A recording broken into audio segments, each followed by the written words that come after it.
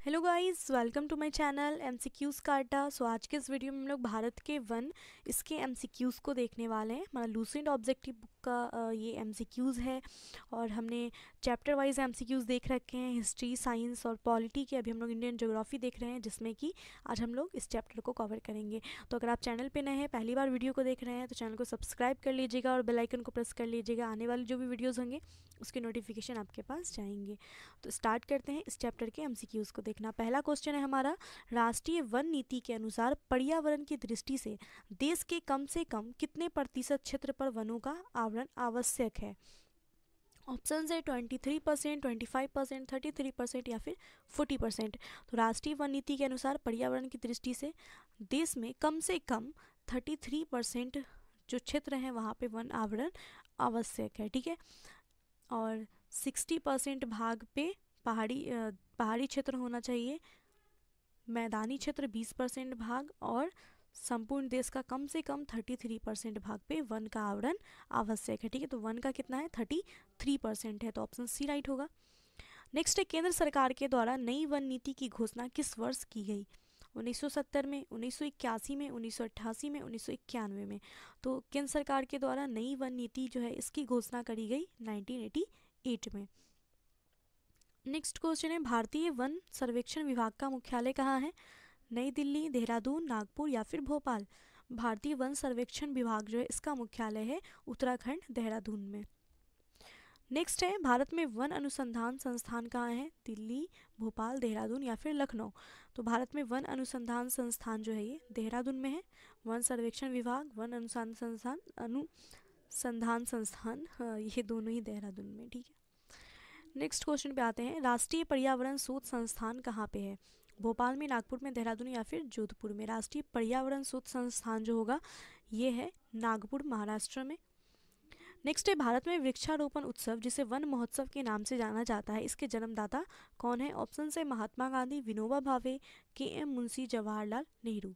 भारत में वृक्षारोपण उत्सव जिसको वन महोत्सव के नाम से जाना जाता है, इसके जन्मदाता है के.एम. मुंशी। नेक्स्ट क्वेश्चन है, भारत में वनों की ताज़ा स्थिति के संबंध में रिपोर्ट कौन जारी करता है? तो वनों की ताज़ा स्थिति के संबंध में जो रिपोर्ट है ये कौन जारी करता है? ऑप्शन है वन अनुसंधान संस्थान देहरादून, भारतीय वन सर्वेक्षण विभाग देहरादून, राष्ट्रीय पर्यावरण शोध संस्थान नागपुर या फिर केंद्रीय शुष्क भूमि अनुसंधान संस्थान जोधपुर।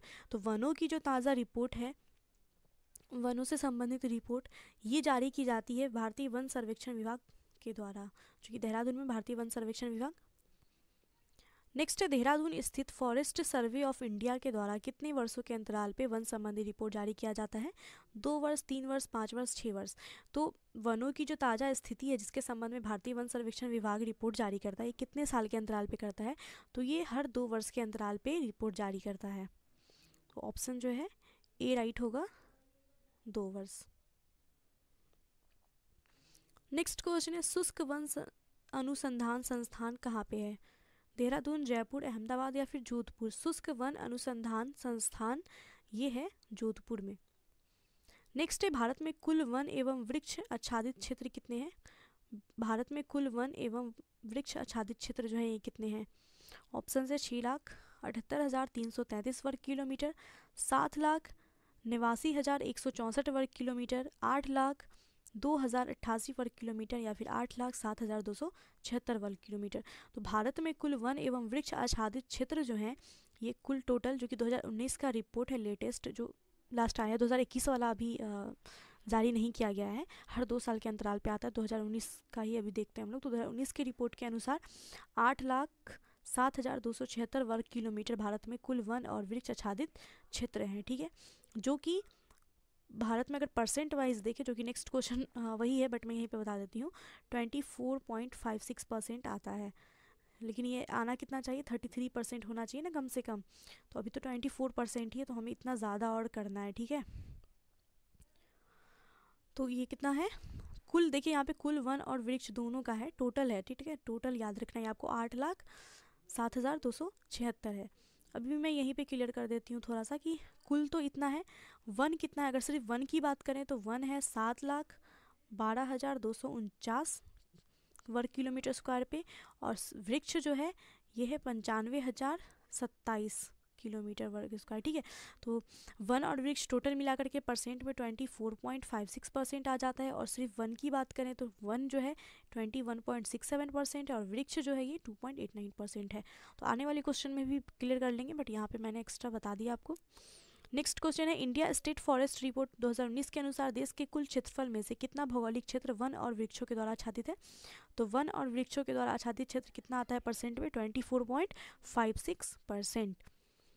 नेक्स्ट है, देश के कुल क्षेत्रफल के कितने परसेंट भूभाग पे वन का आवरण है? वन आवरण की सिर्फ बात करें, यहाँ पे तो वन और वृक्ष दोनों मिला करके देखा था हमने, अगर सिर्फ वन की बात करें तो वन कितना है? 7,12,249 वर्ग किलोमीटर पे है, जो कि परसेंट में आता है 21.67%। ये 2019 की रिपोर्ट के हिसाब से है, ठीक है। नेक्स्ट है, पश्चिमी हिमालय संसाधन प्रदेश के प्रमुख संसाधन क्या है?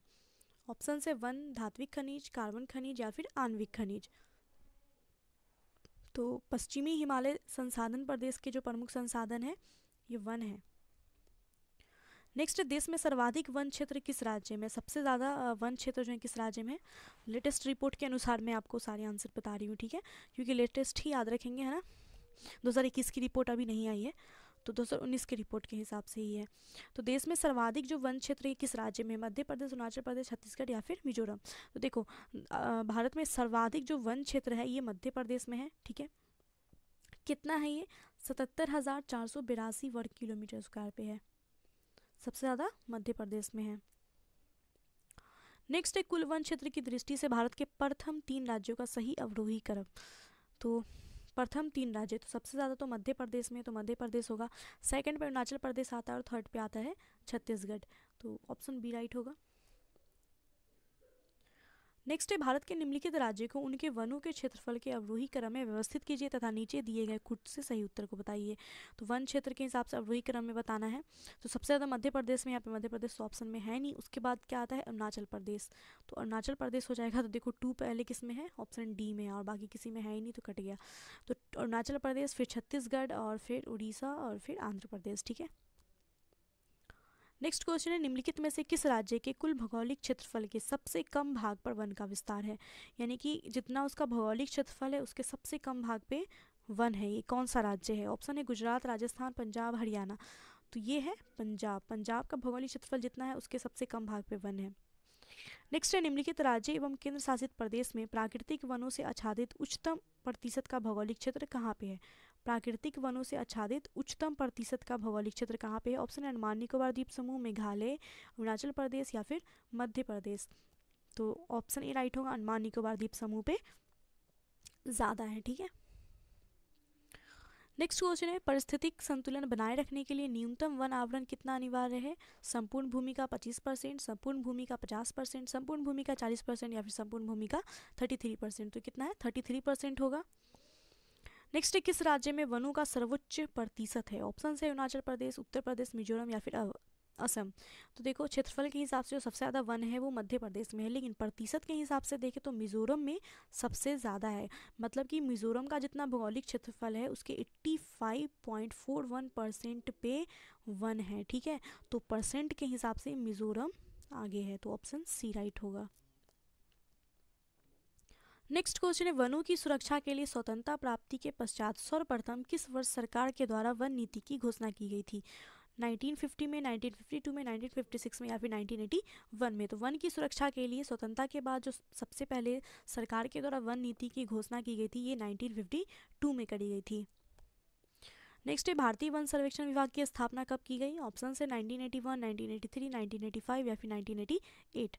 भारतीय वन सर्वेक्षण विभाग इसकी स्थापना हुई थी 1981 में। नेक्स्ट है, वृक्षाच्छिद्र क्षेत्र सबसे ज़्यादा कहाँ पे? पूर्वी डेक्कन में, उत्तरी मैदानी क्षेत्र में, पश्चिमी तट में या फिर पूर्वी तट में।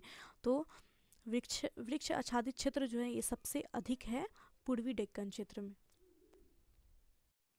नेक्स्ट क्वेश्चन है, भारत में किस वर्ष पर्यावरण संरक्षण अधिनियम पारित किया गया था?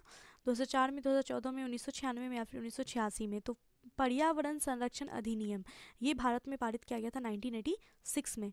नेक्स्ट है, नीलगिरी पहाड़ियों में पेड़ की सामान्य जाति क्या है? साल, चीड़, यूकैलिप्टस या फिर सागौन, सागवान जिसको बोलते हैं।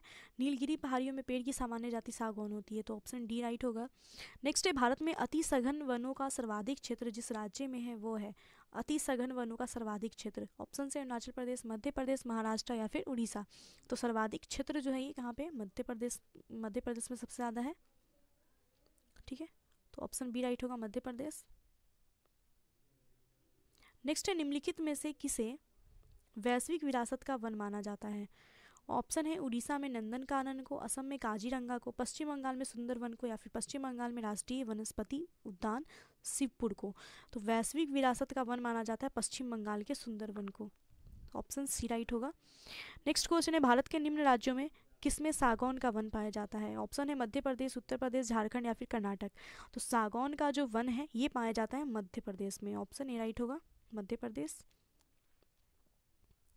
नेक्स्ट यहाँ पे सुमेलित करना है, वन की प्रकृति है और क्षेत्र है।